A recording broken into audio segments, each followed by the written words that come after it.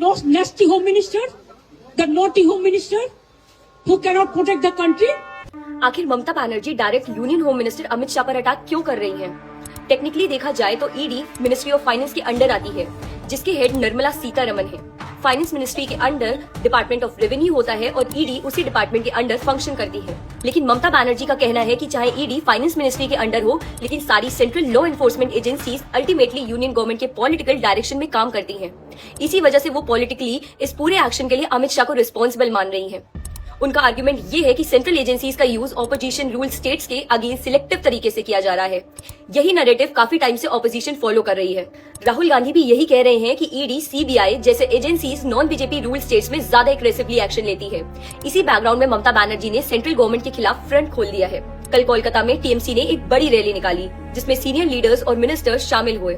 State leadership का कहना है कि ईडी का एक्शन बंगाल के डेमोक्रेटिक मैंडेट पर डायरेक्ट अटैक है। दिल्ली में भी होम मिनिस्टर अमित शाह के रेसिडेंस के पास टीएमसी के एमपीज ने प्रोटेस्ट किया। पुलिस ने उन्हें डिटेन भी किया, जिसको लेकर पॉलिटिकल कंट्रोवर्सी और बढ़ गई। ईडी का ऑफिशियल स्टैंड ये है कि उनकी इन्वेस्टिगेशन केस स्पेसिफिक है, पार्टी स्पेसिफिक नहीं। आईपैक एक पॉलिटिकल पार्टी नहीं बल्कि एक कंसल्टेंसी फर्म है। बीजेपी का काउंटर आर्गुमेंट ये है कि ममता बनर्जी जानबूझकर इन्वेस्टिगेशन को पॉलिटिसाइज कर रही है और लॉ एनफोर्समेंट एजेंसीज का काम रुकावट में डाल रही है। बीजेपी का कहना है कि अगर टीएमसी या ममता बनर्जी निर्दोष है तो उन्हें पॉलिटिकली ड्रामा करने की बजाय लीगली कोऑपरेट करना चाहिए। इसी बीच ममता बनर्जी ने एक और बड़ा क्लेम किया। उन्होंने कहा कि उनके पास एक पेन ड्राइव है जिसमें कोल स्कैम से रिलेटेड मटेरियल है और जिसका डायरेक्ट लिंक अमित शाह से जोड़ा जा सकता है। कोल स्कैम के मेन एलिगेशंस ये हैं: वेस्ट बंगाल में illegal coal mining, border district से कोल स्मगलिंग, कोल ट्रांसपोर्टर से एक्सॉर्शन, क्राइम से आया पैसा शेल कंपनीज के थ्रू लॉन्ड्रिंग, ट्रांसपोर्ट सिंडिकेट्स और मिडिल मैन के थ्रू मनी सर्कुलेशन और पॉलिटिकली इन्फ्लुएंशियल लोगों के इन्वॉल्व होने के क्लेम्स। ईडी का कहना यह है कि ये प्रोसीड्स ऑफ क्राइम है जिन्हें सिस्टमैटिक तरीके से मनी लॉन्ड्रिंग के जरिए घुमाया गया।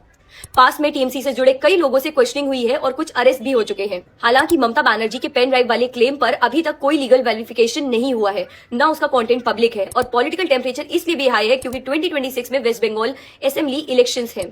इसीलिए आने वाले टाइम में और भी पॉलिटिकल कन्फ्रंटेशन देखने को मिलेगा। आपके हिसाब से ये सच में करप्शन की जांच है या फिर सेंट्रल एजेंसीज का पॉलिटिकल मिसयूज? कमेंट करके अपनी राय जरूर बताइएगा।